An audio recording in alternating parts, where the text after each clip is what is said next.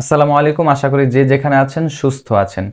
Noakhali express এবং Sylhet Titans এই দুই দলের খেলাটা আজকে যারা উপভোগ করেছেন শেষ মুহূর্ত পর্যন্ত এবং শেষ বল পর্যন্ত টান টান উত্তেজনা ছিল।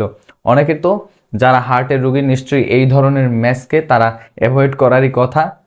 সম্ভবত সিলেট পর্বের এই ম্যাচটাই হতে যাচ্ছে সবচেয়ে হাড্ডাহাড্ডি লড়াইয়ের ম্যাচ, কেননা শেষ বল পর্যন্ত যেই ম্যাচটা যায় সেখানে যখন এক উইকেটের জয় পায় সিলেট টাইটান্স, সেই ম্যাচের টান টান উত্তেজনার মুহূর্তগুলো নিশ্চয়ই আর বলার অপেক্ষা রাখে না। সিলেট টাইটান্স 117 রানে যখন 3 উইকেট, সেখান থেকে 125 রানে 8 উইকেট, 8 রানে নেই 5 উইকেট। এবং মেহেদী হাসান রানা কি চমৎকার বোলিং করেছেন আজকে, কেননা তিনি কিন্তু হ্যাটট্রিক পূরণ করেছেন, যেটা এ বছরের বিপিএল এর প্রথম হ্যাটট্রিক। এবং এই ম্যাচটা উইনিং স্কোরটাও হয় শেষ বলে গিয়ে এবং 1 উইকেটের জয়। এই চারটা অপশন আপনাকে বলে দেয় এই ম্যাচের উত্তেজনাটা কতটা ছিল। এবং এই ম্যাচে আমরা যদি প্রথম ইনিংসটা দেখি, সেখানে নোয়াখালী এক্সপ্রেস যেই রানটা সংগ্রহ করেছে সেই রানটা তারা সিলেট টাইটান্সকে আটকে রাখার কথা ছিল না, যেখানে মেহেদী হাসান মিরাজ এবং পারভেজ হোসেন ইমন চমৎকার জুটি দুইজনে গড়ছিলেন। নোয়াখালী এক্সপ্রেস প্রথম ইনিংসে ব্যাট করে 143 রান 7 উইকেট হারিয়ে সংগ্রহ করেন এবং যেখানে তাদের দুই ওপেনার দুইজনই গোল্ডেন ডাক মেরেছেন এবং এই ম্যাচে নোয়াখালীর 4 জন ব্যাটসম্যান গোল্ডেন ডাক মেরেছেন। কল্পনা করতে পারবেন একটা ইনিংসে, একটা ব্যাটিং ইনিংসে 4 জন ব্যাটসম্যান 0 রানে আউট হয়েছেন।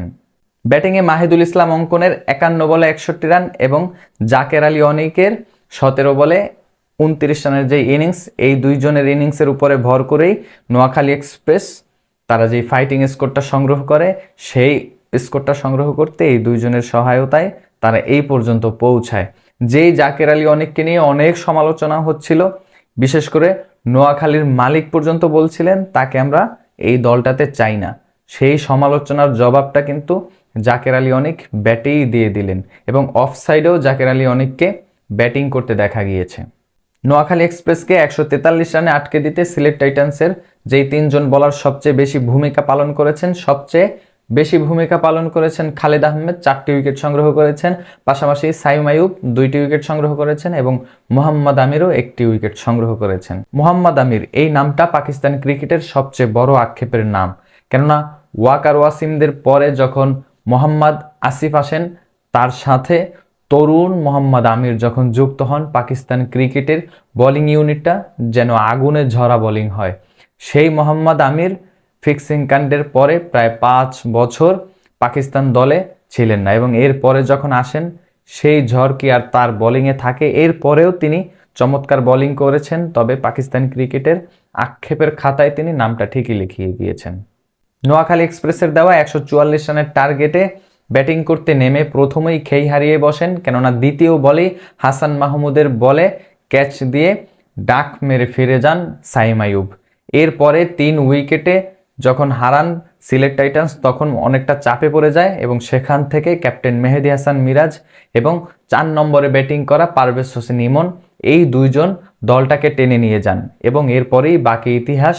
সেই 117 রানে 3 উইকেট, সেখান থেকে একটা সময় 125 রানে 8 উইকেট এবং শেষ পর্যন্ত 1 উইকেটে জয় পায় এবং সেটাও শেষ বলে গিয়ে। পারভেজ হোসেন ইমন, যার কথা স্পেশালি না বললেই নয়, কেননা এই বিপিএলে তাকে 4 নম্বরে ব্যাটিং করতে দেখে অনেকেই অবাক হয়েছিলেন। সেক্ষেত্রে তাকে ওপেনার হিসেবেই সবাই জানে, যদিও বাংলাদেশের শেষ সিরিজে শেষ ম্যাচে পারভেজ হোসেন ইমন কিন্তু এই 4 নম্বরেই ব্যাটিং করেছিলেন। 4 নম্বরে ব্যাটিং করা পারভেজ হোসেন ইমন ওপেনার পারভেজ হোসেন ইমনের চেয়ে অনেক আলাদা, কেননা পারভেজ হোসেন ইমন কিন্তু লং হ্যান্ডেলে ব্যাট করতে পারেন স্পিনারদের বিপক্ষে। সেক্ষেত্রে 4 নম্বরে ব্যাটিং করলে স্পিনাররাই বেশিরভাগ বোলিং করেন ওই সময়টাতে।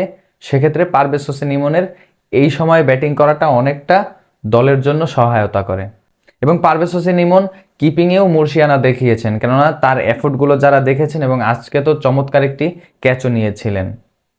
পারভেজ হোসেন ইমন সম্ভবত বাংলাদেশ ক্রিকেটের এবং বাংলাদেশের বিশেষ করে টি-20 ক্রিকেটে বাংলাদেশের মিডল অর্ডারের ভরসার নাম হতে যাচ্ছেন। এটাই আমরা হয়তোবা সামনে দেখতে পারবো। তবে আজকের ম্যাচে কার পারফরমেন্সটা আপনার কাছে সবচেয়ে বেশি গুরুত্বপূর্ণ মনে হয়েছে, পারভেজ হোসেন ইমন নাকি মাহিদুল ইসলাম অঙ্কন? এবং কোন মুহূর্তগুলো মোমেন্ট অফ দ্য ম্যাচ হিসেবে আপনি আখ্যায়িত করতে চান? কমেন্ট বক্সে আপনার মূল্যবান মতামত নিশ্চয়ই জানাবেন।